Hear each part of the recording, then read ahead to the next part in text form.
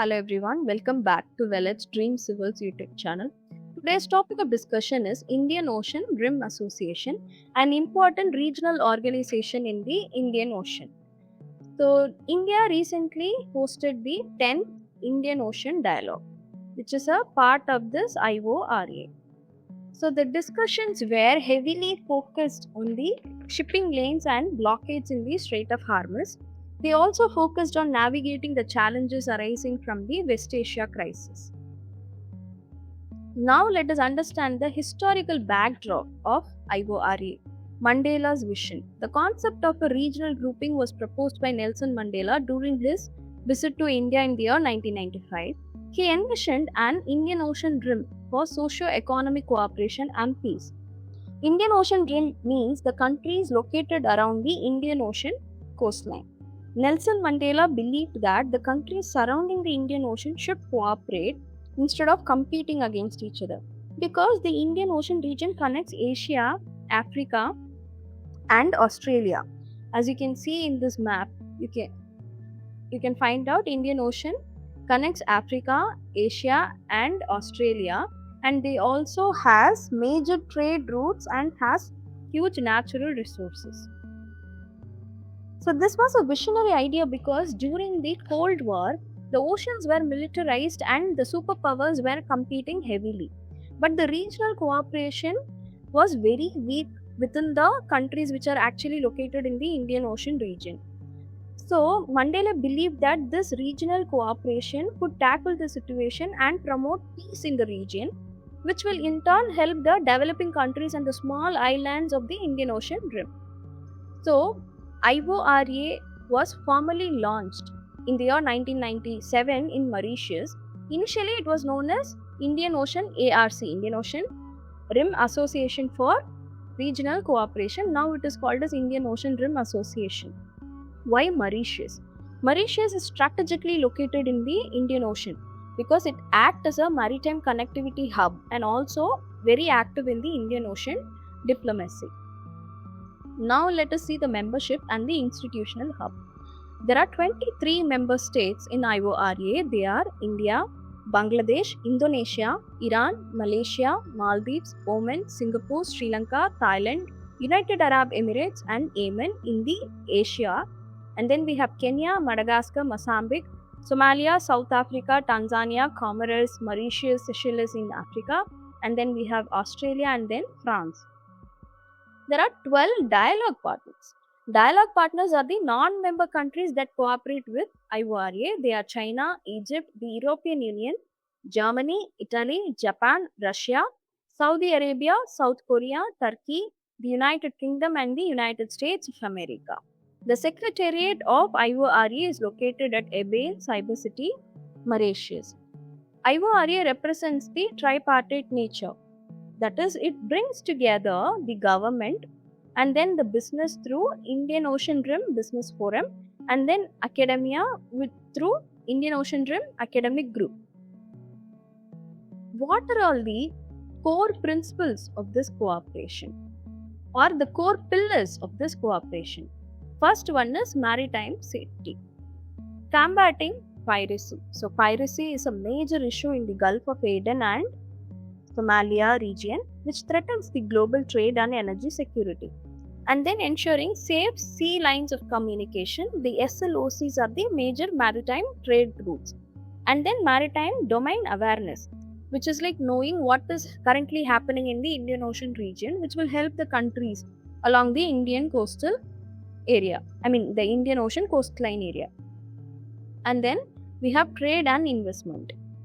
So we can reduce the barriers between the countries in terms of trade and then improve the trade facilitation and regional economic integration through Indian Ocean Rim Business Forum. And then we have fisheries. Fisheries management and curbing the illegal, unreported and unregulated fishing. Because illegal fishing in the Indian coastal region can harm the marine ecosystem and the coastal livelihood and the food security.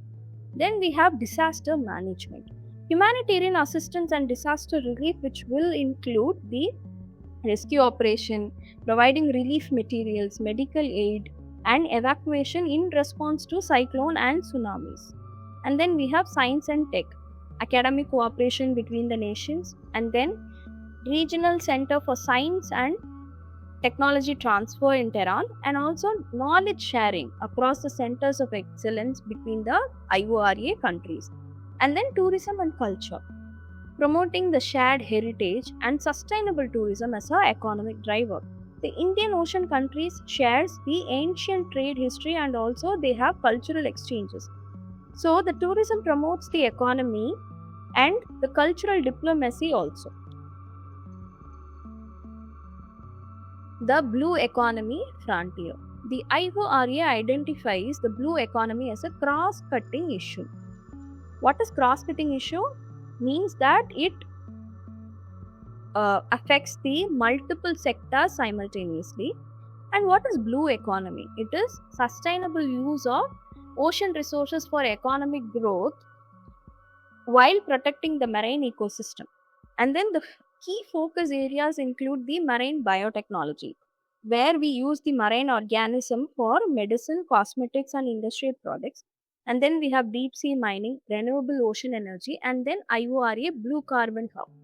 Blue Carbon Hub means the carbon stored in the marine ecosystem such as mangroves, salt marshes, etc. And it is hosted by Australia. This is vital for the small island developing states within the grouping who face the existential threats from the climate change in the Indian Ocean rim.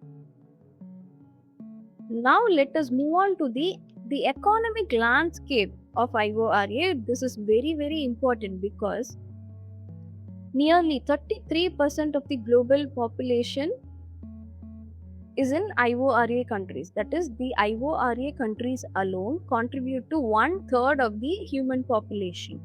And also, the IORA members together represent a market of 2.6 billion people. And then the intra-IORA trade, which means the trade among the IORA countries alone is estimated around $800 billion. The region is rich in offshore hydrocarbons, that is natural gas reserves beneath the ocean, fisheries and seabed minerals such as nickel, cobalt and copper. So this nickel, cobalt and copper are very much used in the batteries, electronic vehicles, especially in the renewable energy transition. So these are crucial for the green transition. And then nearly 80% of global oil trade happens through the sea passes through the Indian Ocean routes. And then 1/3 of the world bulk cargo. Bulk cargo means transporting coal, iron ore, grain and raw materials that also passes through the Indian Ocean rim. And IOR has choke points. Choke points means narrow strategic passages such as Strait of Hormuz and Malacca, which are vital for the global energy security. Which means if any one of the Strait of Hormuz or the Strait of Malacca is closed, then the global trade will suffer, the oil prices will increase and the supply chain will collapse. Just currently happening because of the West Asia crisis, because there is a conflict between Iran and Israel and USA. Now let's look into the key milestone and the leadership. So in the year 1997, India is a founding member in Mauritius, and then in the year 2011 and 2013, India chairs the IORA, which is a revitalization phase of the organization. And in the year 2015, India launched the SAGAR doctrine. This integrates the Indian maritime strategy with the Indian Ocean diplomacy. And from the year 2025 to 2027, India assumes the chairmanship of Indian Ocean Rim Association. Thank you everyone for watching. If you find this video helpful, kindly subscribe to the channel for more such informative videos. Thank you. Stay tuned.